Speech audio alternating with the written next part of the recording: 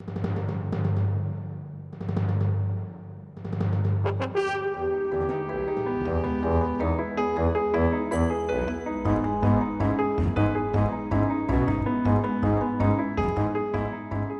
do remember it. It was very heated.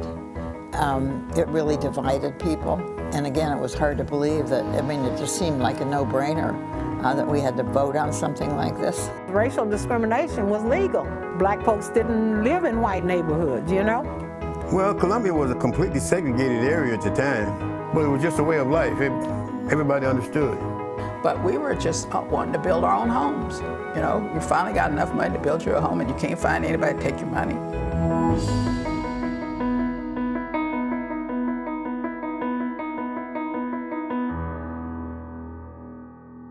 It was a town of about 35,000 then.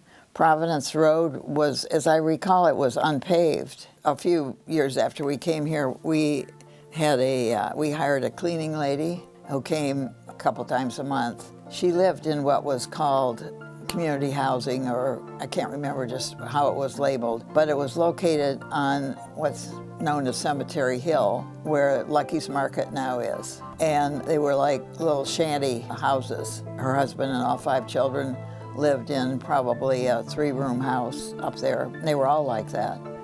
And there were no lawns. It was just, when it rained or was nasty, it was all mud.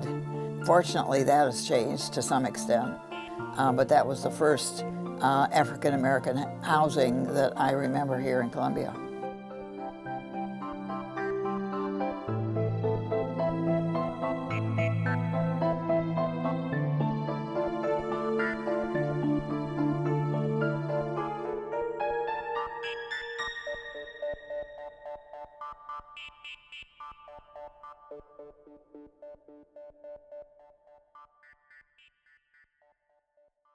I met Mary Ratliff. I met her sister, Annie Gardner. It was a privilege to work with them. Their style was completely different. Their commitment was inspiring. The way I got involved with the civil rights actually was through my sister. She was working with members of CORE, group from the University of Missouri. One day they were trying to get Marvin Kinney on the Housing Authority board, a black young man that they were trying to get on the Housing Authority, and they were really getting kickback from it. So she said, I need you all to help me this afternoon. I promised that I'd get these petitions out. And so she twisted our arm and got us to go and help her. We had all of our meetings at Betty and Clyde's. We would plot out activities where we would have a presence, demonstrating if it was sending out information, if it was speaking in public places. You know, this was also the time of the Vietnam War, where most of us, I think almost all of us, were involved in peace activities. I moved here in 1959. We are from Mississippi. We were looking for a place to rent, and the housing was pretty bad for African Americans. And we didn't live in shanties when we were in Mississippi, and we weren't going to get married and move into shanties. We had tried to, on Sexton Road, they'd build these 3 houses, and when we had saved, you know, we thought we had enough money to put down on those little houses. And we had called the owner about them, and he said, yeah, you can see it Sunday. And I was thinking about it, you know, white people live on that street, I better check. So I called him and I said, you know, we're black, you know. And he goes, oh, Mrs. Ratliff. He goes, now I don't want you to take this wrong, but you know, I can't sell you that house. And I said, why, we got them down payment and we both got good jobs, you know. And he said, I know, and he always said that, he said, it's not me, but he said, I got 3 houses, which I guess it was true. He said, I got 3 houses sitting there, and if I sell you that house, I won't be able to sell my other 2, so I won't be able to sell you the house. So those are the kinds of things that we had to contend with.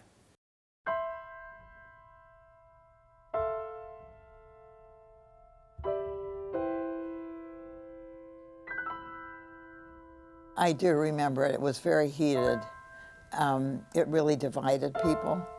And again, it was hard to believe that, I mean, it just seemed like a no-brainer. The people in Columbia didn't seem to realize they thought that Columbia was very liberal because folks worked at university and Stephen College and all of this, you know. And I go, this is Big Little Dixie up here, don't you know it? Racial discrimination was legal. Black folks didn't live in white neighborhoods, you know. It was segregated, totally segregated. The Fair Housing Ordinance came up, went before the city council, and there were a few of us up there. We fought like the very dickens. The council didn't want to hear us, and we go, you're going to hear us, you know, you're going to hear us. But in all of that, they still voted against the Fair Housing Ordinance coming to Columbia. And we just really turned the council chamber out that night, you know.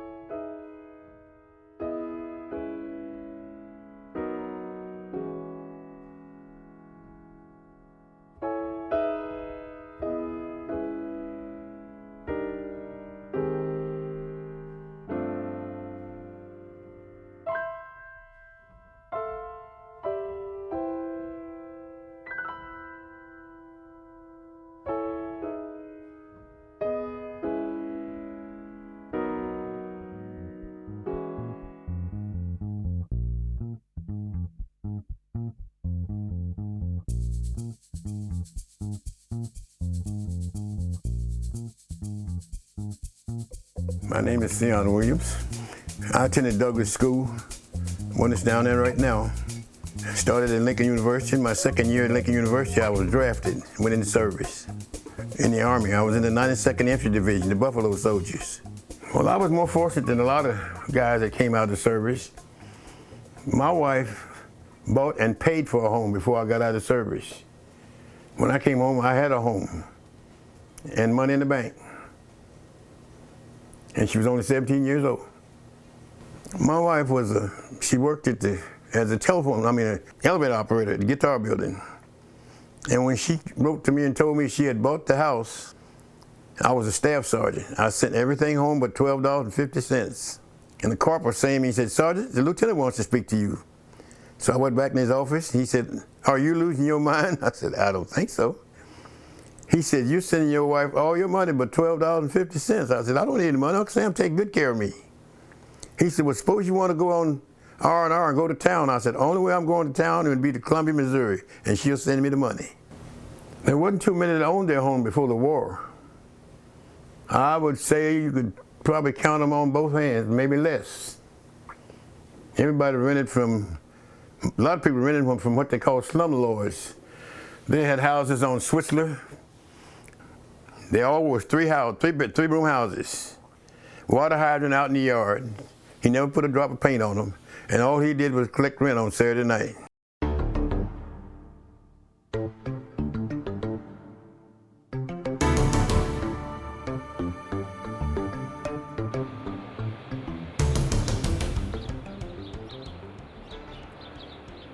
Flat Branch Creek was not undergrounded at that time, and so it pretty much ran down throughout this whole area and made it kind of a muddy area, and so it was really where some of the poorest quality rental housing existed in town, and so the town considered the area a blight and came in and removed a lot of dilapidated housing and came in with a grant from Housing and Urban Development to build new, safe, sanitary housing for the families that live in the area.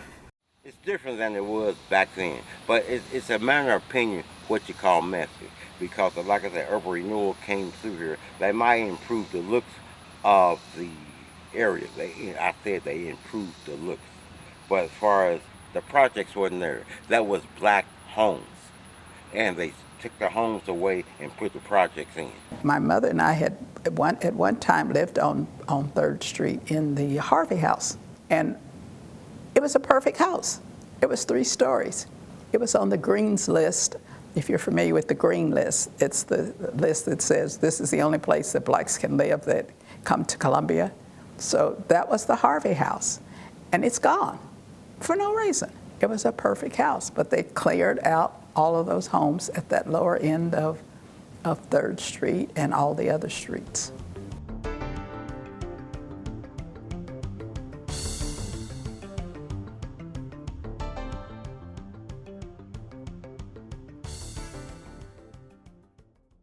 Going back and reading the urban renewal proposal, it's very interesting how that only one black person was considered to be on that committee.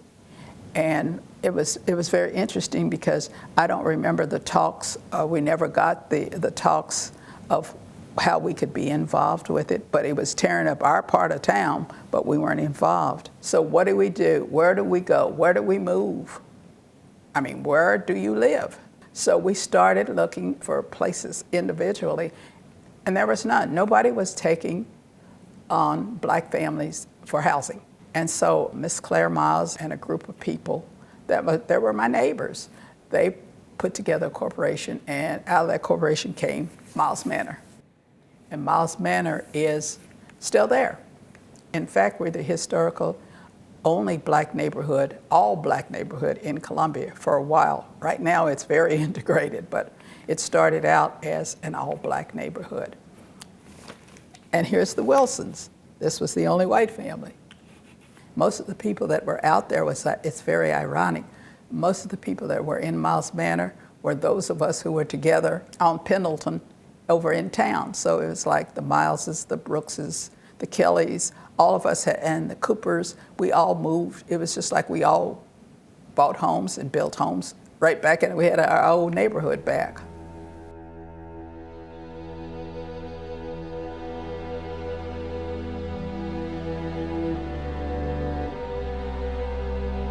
I have never felt before or again the way I felt, the anguish that we felt. I was crying, my husband was crying, my kids were crying. And I will never forget, I got on the bus and I was the only black person that was going over at that time on the bus.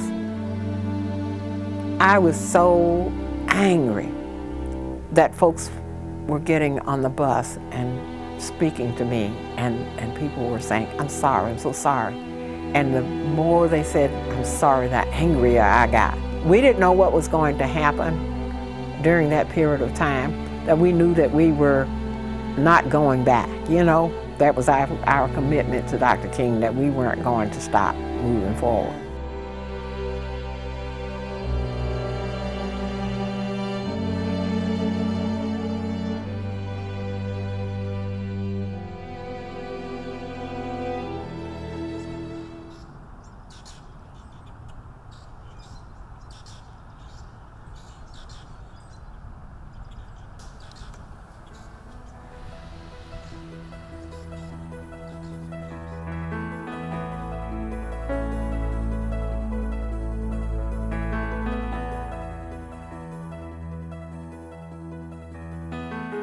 In my high school years, I was aware of public housing. I knew where it was. It definitely had a bad reputation at that time as being an unsafe place to go. I can guarantee you that it's not an unsafe place to go now. We work very hard to make sure our neighborhoods are safe and crime-free. Our families really appreciate it. Half the people living in our family sites are under the age of 18, and those kids deserve to grow up in safe neighborhoods, and parents deserve to know that their kids can go out and play without having some trouble befall them. The other thing that's really important to understand about fair housing is that people do better in diverse neighborhoods, mixed income neighborhoods. The better income mixing in neighborhoods, the better it is for everybody in that neighborhood. We know that when you concentrate the poorest of the poor all in one area, it does not work as well for them. And that was one of the lessons they learned from public housing, is when they built public housing, oftentimes it still wasn't in a great area. And then if they weren't well maintained and people weren't given access to goods and services and access to jobs or transportation or something like that, then you saw in some of these major urban areas where public housing really failed. And so that's when the Section 8 Housing Choice Voucher Program came along and said, let's give people more choice and more mobility, so we're not concentrating people in one area, but they can go out and choose from the available rental housing stock in the community. But without fair housing, then you could still see people being redlined into certain areas, meaning they could only be able to find affordable housing in certain areas, or they were directed into certain areas to kind of keep people segregated. And of course, that doesn't work well for those families if they've got a voucher, but yet they still end up only in the worst part of town is the only place they can rent.